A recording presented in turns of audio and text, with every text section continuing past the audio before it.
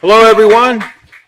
Welcome back to Peaceful Solution Character Education Certification course. We're in the acceptance unit tonight. Thanks for joining us. You can be seated if you're standing, wherever you are. And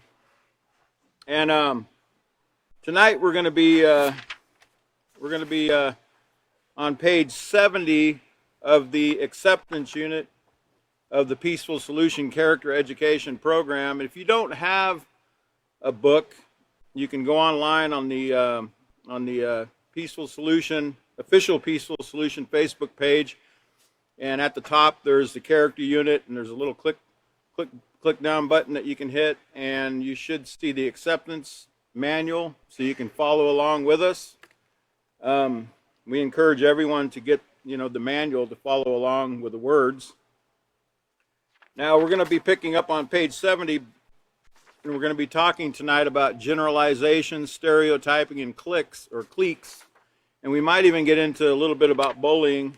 But what we need to do first is we got to go back and rehearse just a little bit of what Chris covered last class.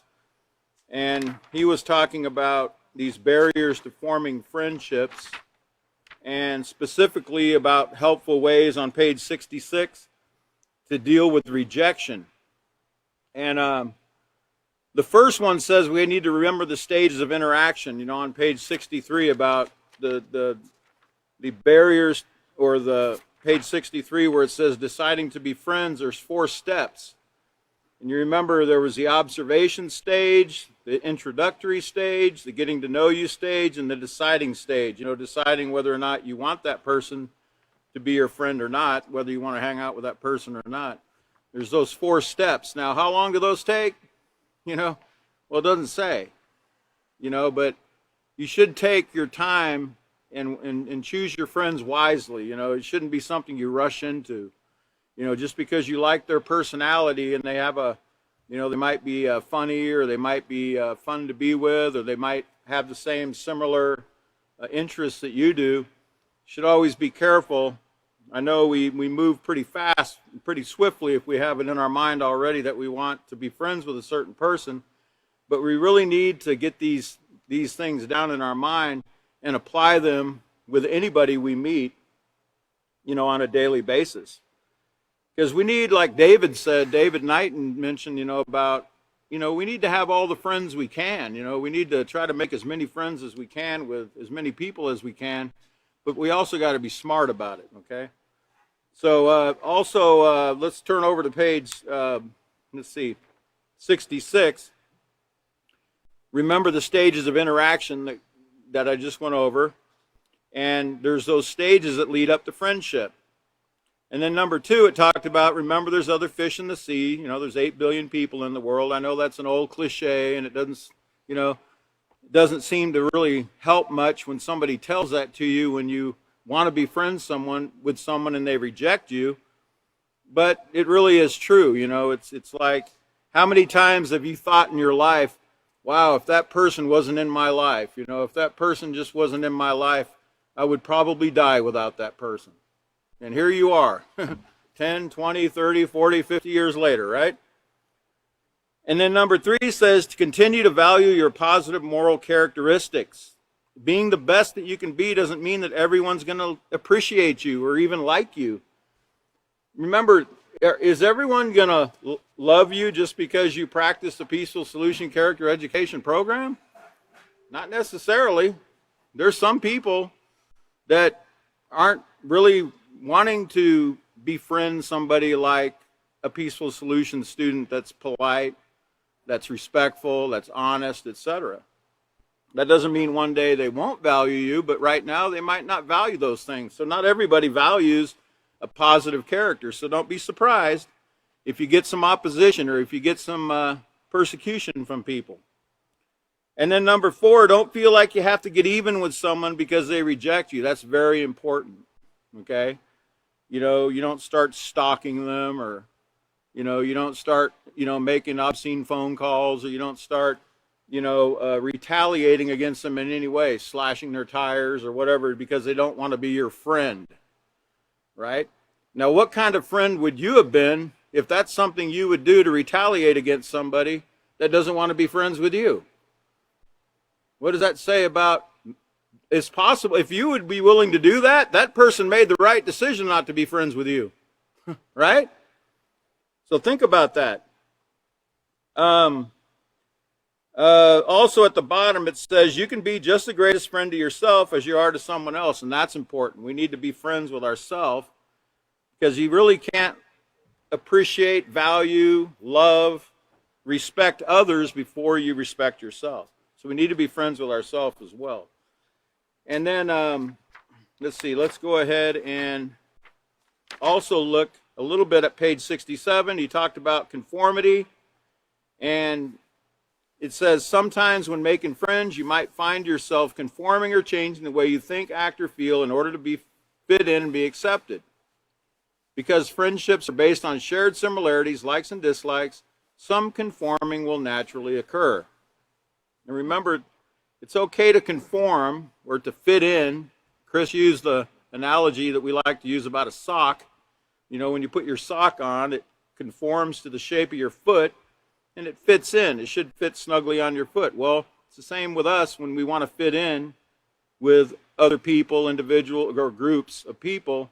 It's okay to conform, it says, but we always need to make sure we conform to something that's morally positive and beneficial, as it says in the middle of the page there. Because remember, conformity can be negative or positive. And we don't want to fit in with anything that brings harm to ourselves, the environment, or somebody else. And remember, positive conformity is when you're encouraged to obey proper authority. And I believe Chris kind of went over that proper authority with you, about proper authority meaning someone that's a true authority figure.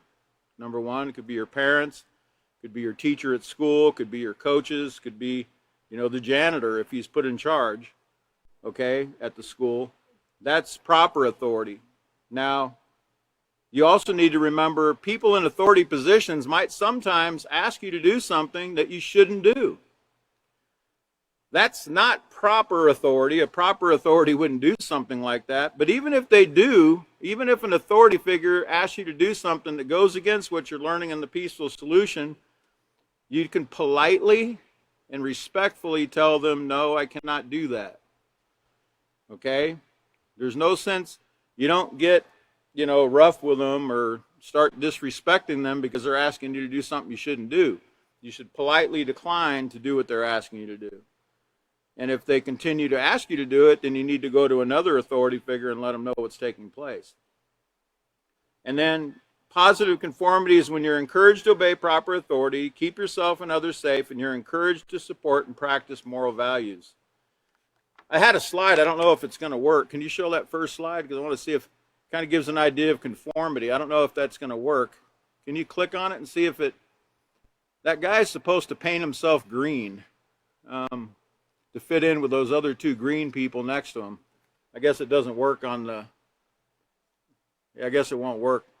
But in a perfect world, he has a paintbrush in his hand and he starts painting himself green so he can fit in with everybody else. That's what conformity is. It just means to fit in.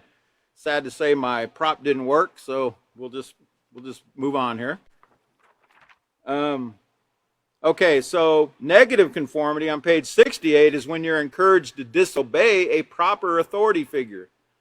We should only disobey, like I told you, when they ask us to do wrong, when they ask us to go against any of these principles that we're learning in the peaceful solution. Also, if you compromise your safety or the safety of other people, it's something you shouldn't conform to. It's something you shouldn't want to fit in with. You know, some of those things might be using drugs, drinking alcohol. Remember, you're a teenager. You know, in this level of in this level of the peaceful solution, you're dealing with teenagers. So drinking is illegal. They're not allowed to drink. Like in Texas, I think till they're 21. And depending on your area of the world, you know, they all have different rules. But here in Texas, it's 21. Unsafe driving, etc. You shouldn't want to conform to, you know, racing down the road. You shouldn't want to be doing things like that with your friends. That could endanger your safety and the safety of other people.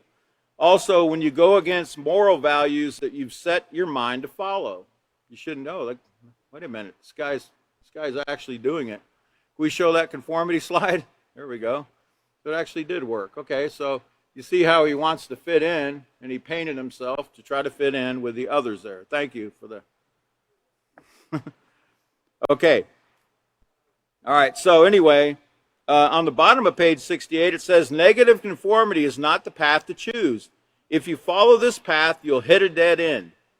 And that dead end could mean, you know, expulsion from school. It could be a dead end in a jail cell or a prison cell. It could be a dead end in a coffin. Just depends on the severity of the consequence we might receive. It could be a dead end of a bad reputation, okay, which takes a long time to develop a better reputation. So it says, stand up, speak out to all with a positive voice. And another important thing before we go on to page 70, on page 69 at the second paragraph, it says, as important as friends are, what's even more important is to make choices that show respect for yourself and others. If someone tries to talk you into doing something you know is wrong, stand up for what you know is right, even if it costs you your friendship. You know, as we say in the Peaceful Solution, you know, you need to stand for something or you'll fall for anything. You've got to stand up. If you know it's right, you know, be courageous, be bold, you know, be assertive. Remember, don't be disrespectful about it, but just let your friends know, look, this isn't something that I'm going to partake in, and it's something that you shouldn't do. You know, encourage them to make the right decision. A true friend will realize the importance of making right choices and will respect you for your decisions. In addition to this, a true friend will admit that he was wrong and thank you for helping him stay on the right track if he decides to, you know, to listen to your correction. But let's say he doesn't listen to your correction. Let's say you lose that friendship. Does that mean that person might someday, does that mean he'll never, you know, stop doing what he's doing and he might start making right choices and you might win your friendship back again?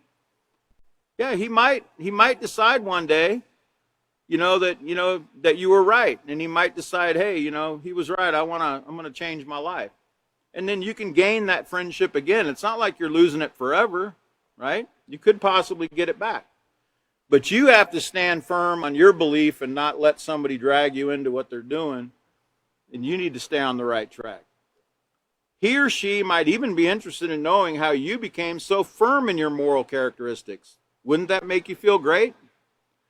Wouldn't that make you feel great if you chose to lose a friendship and then later on that person decided that, you know, that you were right, and they came back and they said, you know, I want to be your friend again. I want to stop doing this thing.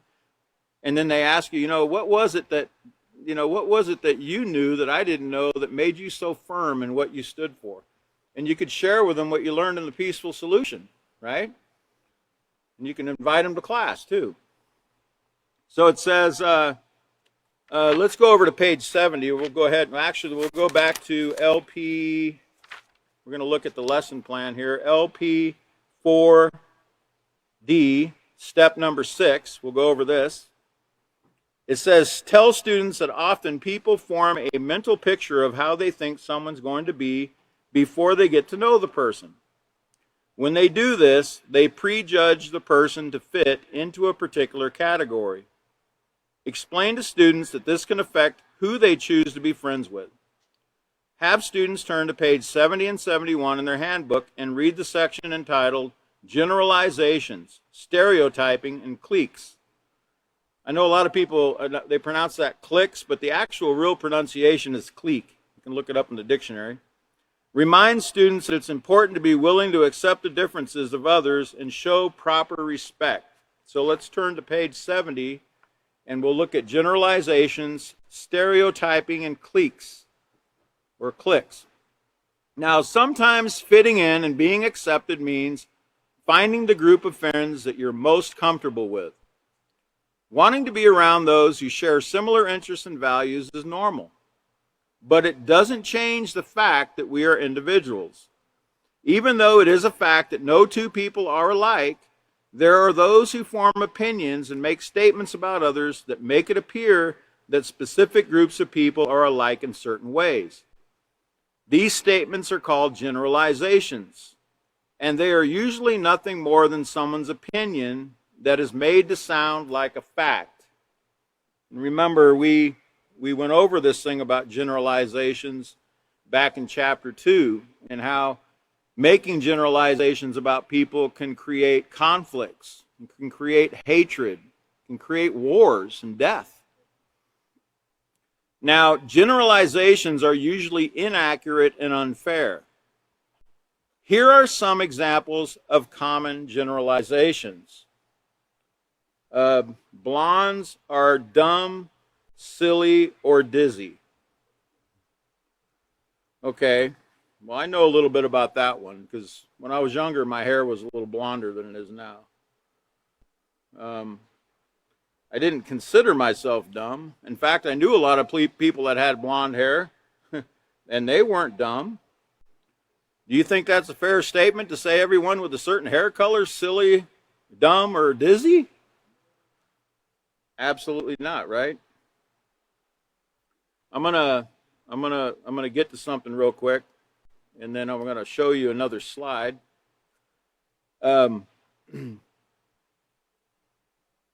Okay.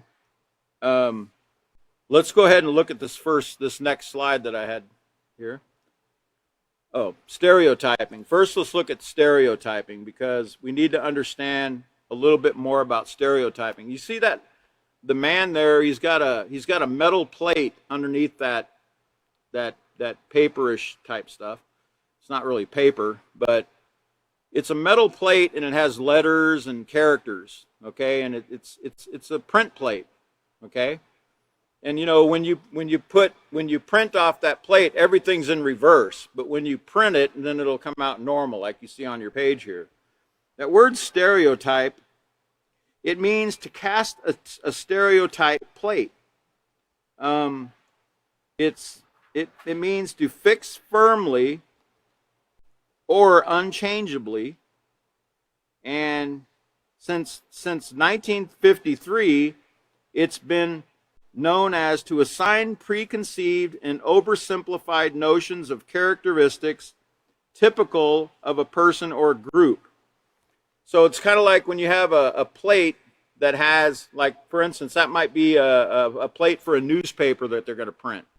And it has all these characters and letters and numbers and things. And once they print it, it's set. Okay, it's a set thing where once they print it, it comes out on that newspaper with a certain print. Well, sometimes we do the same thing in our mind. We have a set idea about how people are, about certain groups of people. Okay, and we have like, for instance, it shows here that blondes are dumb, silly, or dizzy. Okay, that's set in some people's mind because it was put there by a certain person or a certain group of people. So they have it in their mind that certain people have these certain characteristics. But is that true? You know, generalizing that with everybody. Let's go to the next slide, because we're going to find out where this blondes are dumb, silly, or dizzy originated. Okay? This woman here, her name is Catherine Rosalie Girard Duthay. She's French. I don't know if I'm pronouncing that right. She was a celebrated French courtesan. Now, a courtesan is basically a very high-paid prostitute. She was a companion of French kings and European nobility, and she has been called the first officially recorded dumb blonde. Now, but why did they call her a dumb blonde? The word dumb did not mean what you think it means now. Because when we think of the word dumb, we think stupid. Okay, that's not even the meaning of the word. So we're not even using the word correctly. The word dumb actually means you can't speak. Okay? It means that you were mute, that you couldn't speak. It says right here, the root of this notion can be traced to Europe, with the dumb blonde in question being a French courtesan named Rosalie Duthe, satirized in a 1775 play. I don't even know if I want to try this. Les Curiosités de la Foire, for her habit of pausing for a long time before speaking, appearing not only stupid, but literally dumb. in the sense of mute. So like when she would, they made a play about this woman. And in that play, they showed that whenever she spoke, she would literally, she would pause for a very long time before she spoke, as if she was dumb or mute, as she couldn't speak. And that's where the title Dumb Blonde came from. Had nothing to do with brains, had nothing to do with IQ, zero. Now, it's important for you to know so you can teach your students where these things are coming from, so you can see how over time these things kind of evolved into something they didn't even mean, okay? In fact, let's go to the next slide. This is from Science Daily. It says the dumb blonde stereotype is simply wrong. And it shows that a study of 10,878 Americans found that white women who said their natural hair color was blonde had an average IQ score within 3 points of brunettes and those with red or black hair.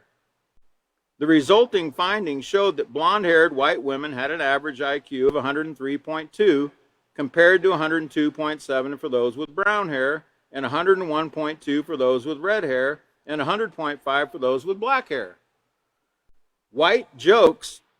It says, while jokes about blondes might seem harmless to some, it can have real-world implications, says Jay Zagorski, author of the study and a research scientist at The Ohio State University.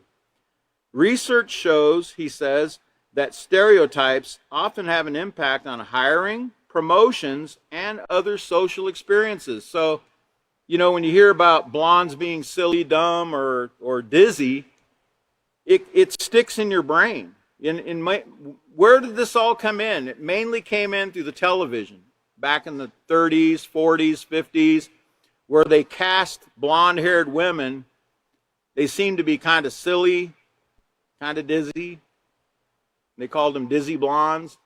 They cast them that way, but the women that actually played this dizzy role were actually very intelligent women. Okay, when it came to business and business savvy and stuff, they were pretty intelligent. They weren't dumb at all. But the word dumb blonde that was used back in the 1700s actually evolved into something that didn't even actually mean. And that's where it came from, just so you'll know. Now, the second one on page 70, the second generalization that's inaccurate and unfair is that athletes are dumb jocks. Okay? Now, I don't want to tell you where the word jock came from. You can look it up yourself in the dictionary. This is a family-friendly class. But all jocks are not dumb. In fact, can you show the next slide? I want to give you some facts here about jocks. It says, now jocks, remember, are athletes, okay? It says, this is from the NCAA. They actually had to make a PSA, a public service announcement, about how all jocks are not dumb, because it was a very prevailing attitude among people that jocks were really dumb. They were allowed to cheat, the teachers were giving them high scores so they could stay on the football team or the baseball team or whatever. They were just passing them so the school could win games, etc. But they put out a PSA, the NCAA, and they said that Division I student athletes have higher SAT and ACT scores than other college-bound students.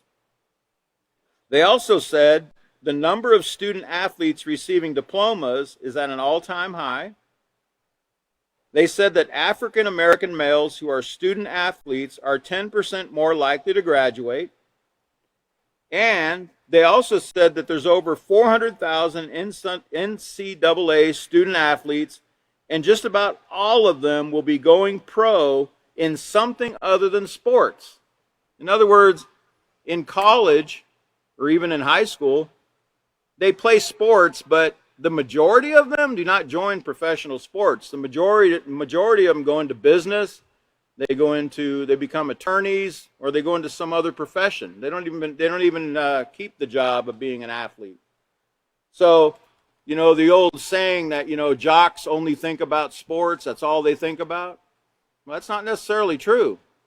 Okay, A lot of them actually are very business minded, and they have other goals besides playing games. Because you think about it, even in professional sports, I know in professional football, a lot of the football players, they only last, 15 years or so before their body's so badly beaten up that they can't take anymore. So they have to find something else to do where they can make money.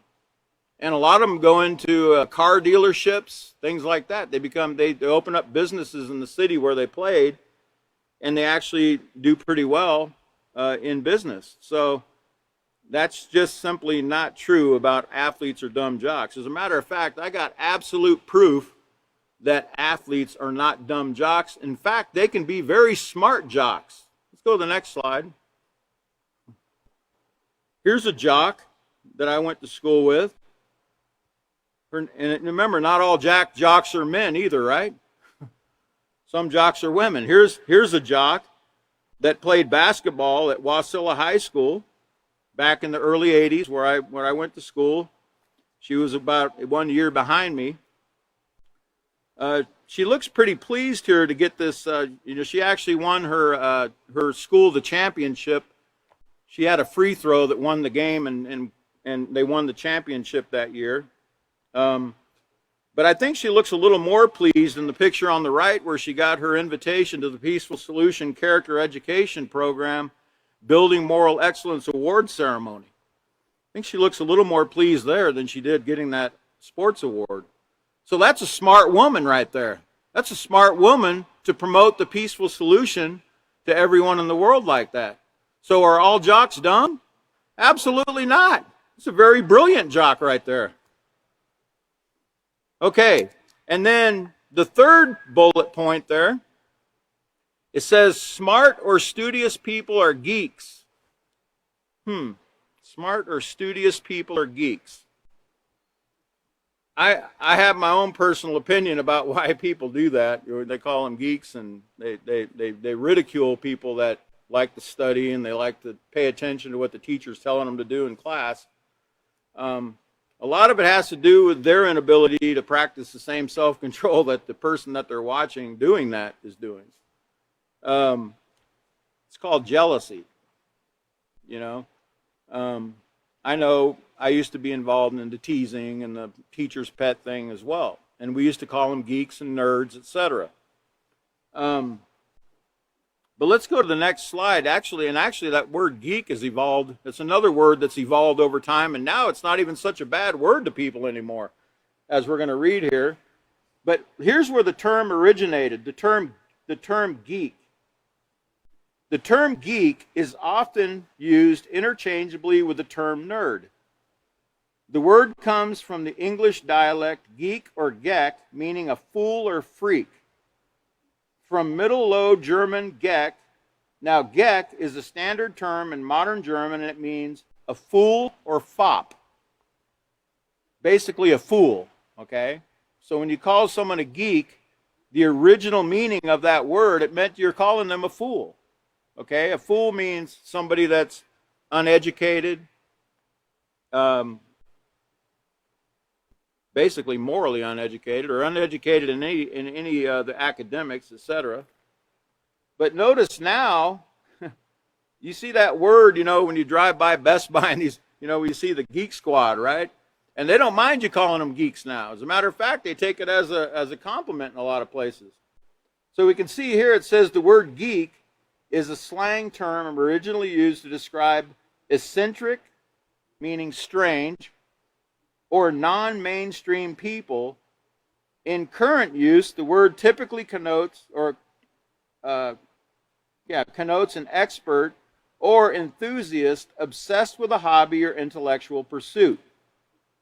In the past, it had a generally pejorative meaning of a peculiar person, especially one who is perceived to be overly intellectual, unfashionable, boring, or socially awkward.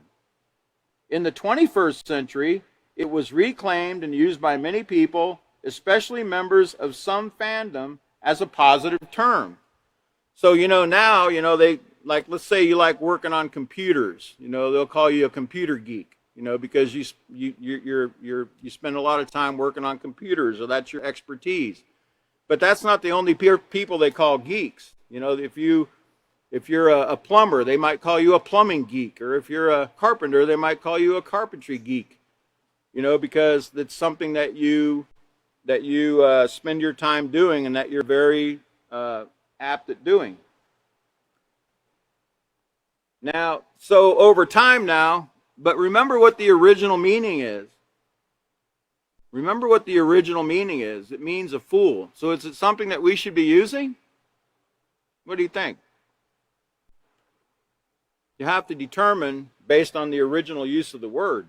Because if it's the original use of the word meant a fool, these people that are very smart and they can fix computers or they can fix telephones or they can fix whatever, they're not fools. They're not fools, right?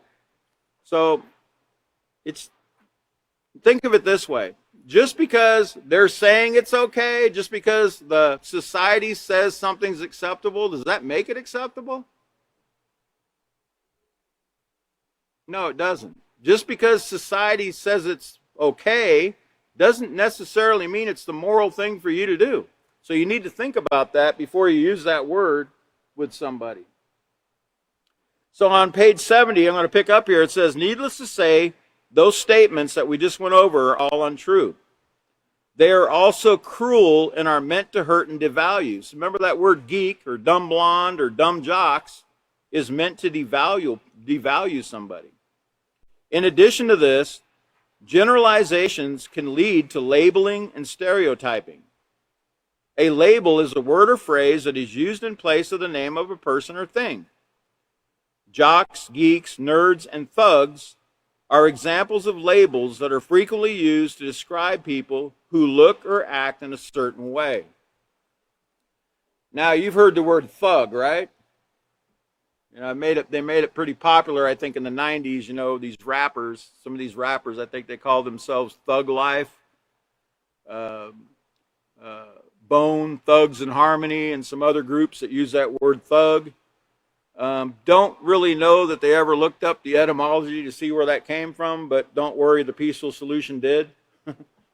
So we'll educate you on where that word came from, so you'll be one step ahead of everyone else, which you need to be, so you can teach others.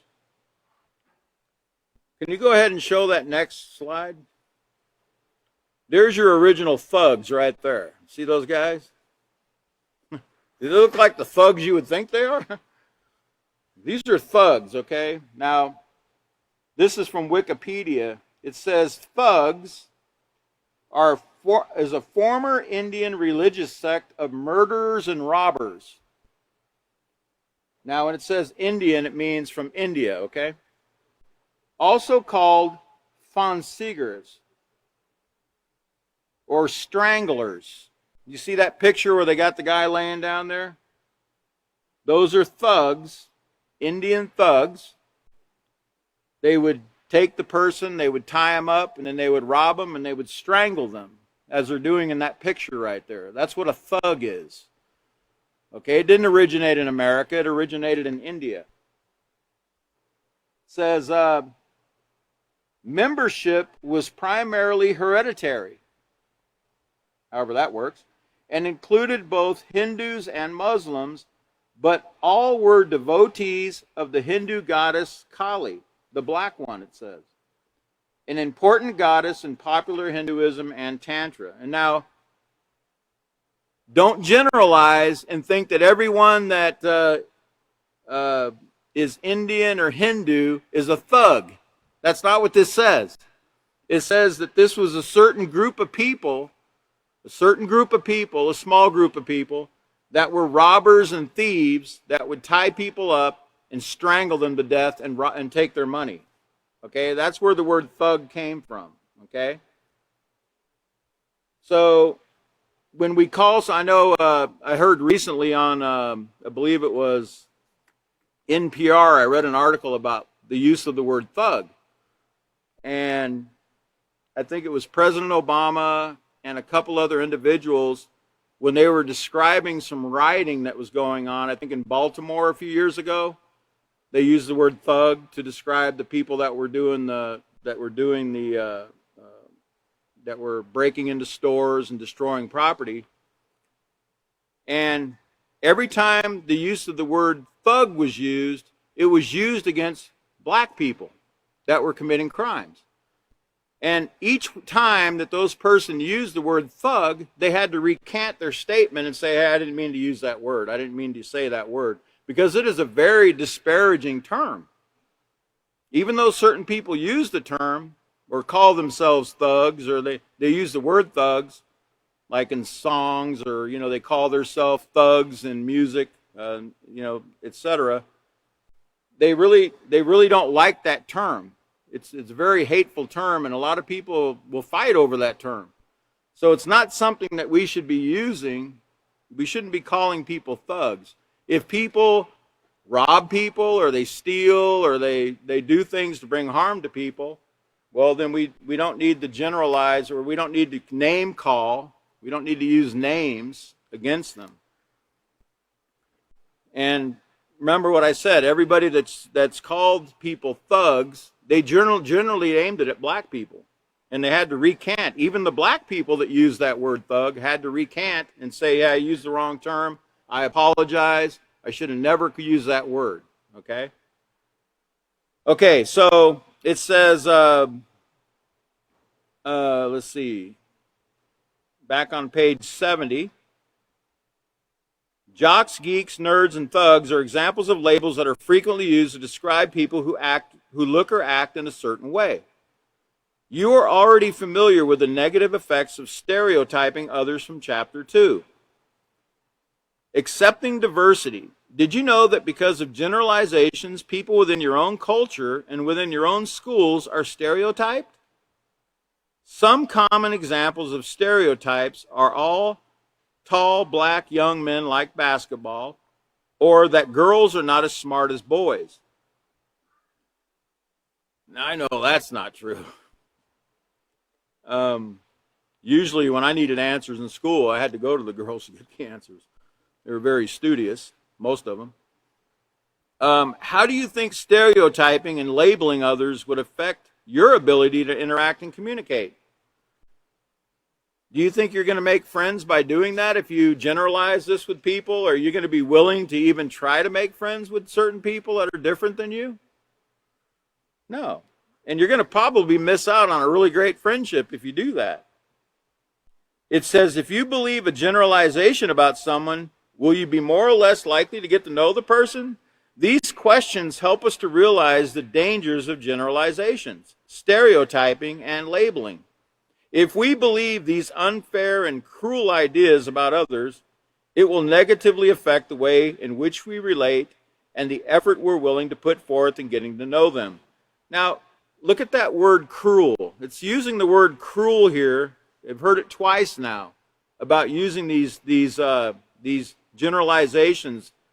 Blondes are dumb, silly or dizzy, athletes are dumb jocks, and smart or studious people are geeks. It's saying that's cruel. Do we want to use cruel language if we're a peaceful solution student? Should we use the word geek? Not if we go back to the original use of the term. Remember, generalizations create barriers to getting to know people for the unique individuals they are. Okay?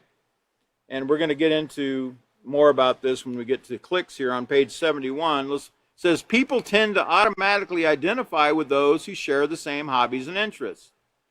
For example, someone who's a cheerleader is more likely to make friends with others who are also cheerleaders because they practice together and have a common bond.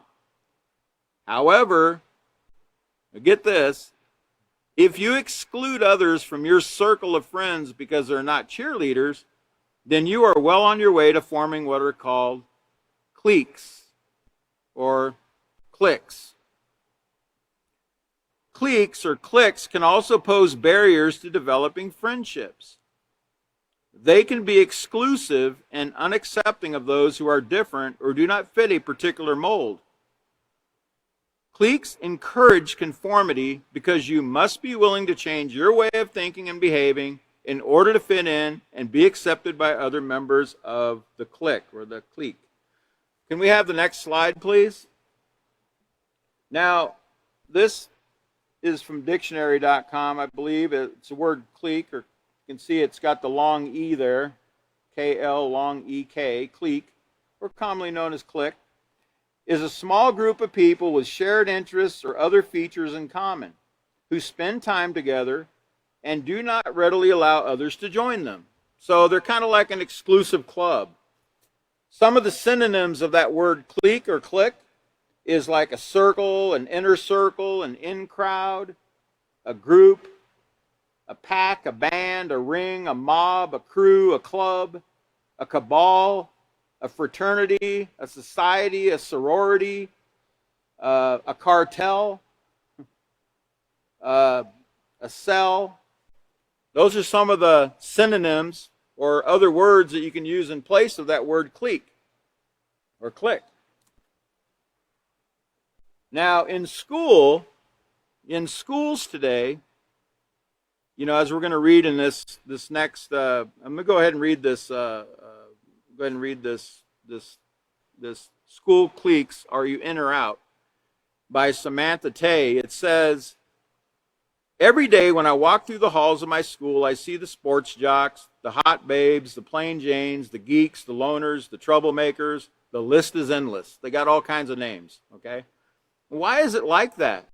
And how can I or any other teenager fit in this crazy world of cliques we call school? Some teens think cliques are just a normal part of school and give a sense of security and belonging. If you have a clique, you have a place where you belong. But others say that cliques force you into being like everybody else. Quote, to me, cliques are just a way of conforming and fitting some mold. That's really the only purpose they serve, says Claudia, 19. At their worst, cliques can isolate people, making some teens total outcasts, while others rule the school. In some schools, many teens say some cliques at their school definitely have the power. Quote, I don't like to admit this, but and I don't know how to pronounce this, I'm sorry, I looked it up in the dictionary, I looked it up in the encyclopedias, and I could not find a meaning of this. If anybody here knows, please share it with me after class, but PSCEP, I guess, is that how you pronounce it? I'm guessing it means like prissy people or something, you know, like uppity type people, or I'm just kind of guessing, but if anybody knows, please share your knowledge with me, okay? I don't like to admit this, but the PSCEP and the perfects join together and reign over everyone else, says Jamie. So what can we do? Some teens say they reject cliques and have different groups of friends. I say, instead of fearing what other people think, be brave. Say hello to someone who's walking alone down the hallway. Invite somebody to sit with you if they don't seem to know anyone. There's so much more to people than the stereotypes we give them. I think life would be so much simpler if we could all accept one another and praise our uniqueness. And that's, again, from the title, School Cliques, Are You In or Out? By Samantha Tay. Again, it's a very interesting thing that this is something that's been going on for years and years and years. I remember back when I was in school, we didn't have as many as they do now. They've got a whole list now of cliques or cliques of people. And let's go to the next slide. I'll show you some of them, and then I'll tell you about the ones that I did know. Uh-oh, I just lost something here. That's called the hierarchy of cliques in school. And that's mainly, you know, all those are really more so in the high school, but cliques can also be found in 4th and 5th grade, it says. So don't fool yourself. It ain't just in the high schools. These are different groups. Let me get to the slide here. Okay, so it says at the top of the pyramid there, of the cliques, the school cliques, the hierarchy, you have the populars. That's usually, you know, the pretty girl or the handsome guy, or, you know, the the ones that dress real nice or rich and have a lot of money or something, or their parents are really well-to-do or something. You have the populars, the jocks, the floaters. Floaters are people that kind of go between groups. They don't stick with any one group. They just kind of float around to different groups. Then you have the good-ats. Those are the well-rounded and well-liked people. And then you have the fine arts cliques, people that are skilled in artistic endeavors. Then you have the brains, the brainiacs, right? That's people that excel academically and take advanced classes.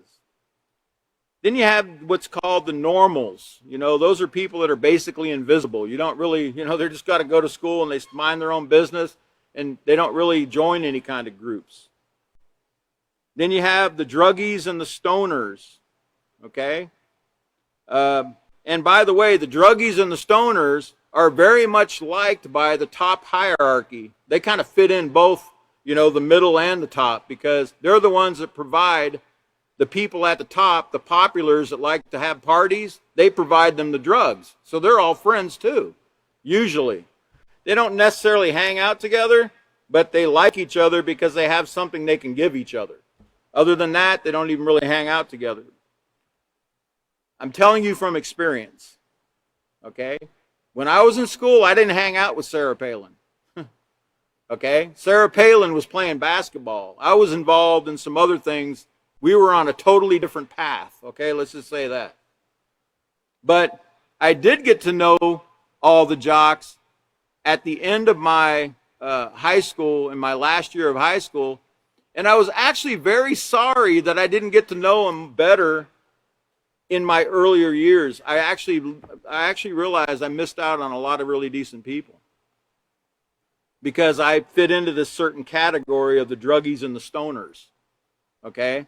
And that's what they called us. That's what we proudly called ourselves these names, okay? And remember, I was in high school in 1979 and 1981, okay? So this was quite a long time ago. Don't think I'm using them now, okay? This was in another lifetime, okay? We all have a past in the Peaceful Solution Character Education Program. We're all people. We all came from places, okay? And we can use our past to encourage others not to take that same road, okay? And we should. We should let people know that, look, been there, done that, you don't want to touch that, I know personally the harm that it brings because I had to suffer through the things that people in these groups suffer from. Then at the bottom of the pyramid, you have what's called the emos and the goths. That word emo, it actually kind of means emotional. And the kind of music that they listen to is, really kind of dark, emotional type music, and that's where they got that name from. The goths, it's different than emos. Goth or gothic, they like to wear dark colors, etc. Then you have what's called the anime manga, which they love. These are the ones that love the Japanese video games and the graphic novels. I don't know if you've seen some of those Japanese type video games and they have the pictures, they have the real sharp haircuts and things like that. But they're animated video games and cartoons. And then you have what's called the loners. Those are ones that keep to themselves and they have low self-esteem, the loners. They're probably call them loners because no one's willing to, do what it's Peaceful Solutions telling you right here and approach that person that's a loner and get to know that person. They wouldn't be a loner if you would approach them and you would say, hey, my name is so-and-so and, introduce yourself to them, right?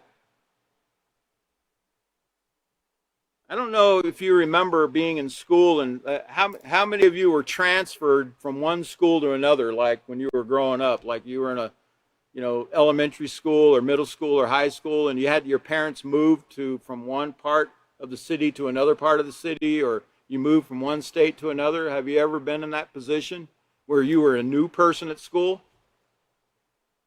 How did you feel? Man, I can tell you, I've experienced that a few times. Man, you feel like so alone, man. You feel so bad because you don't know anybody.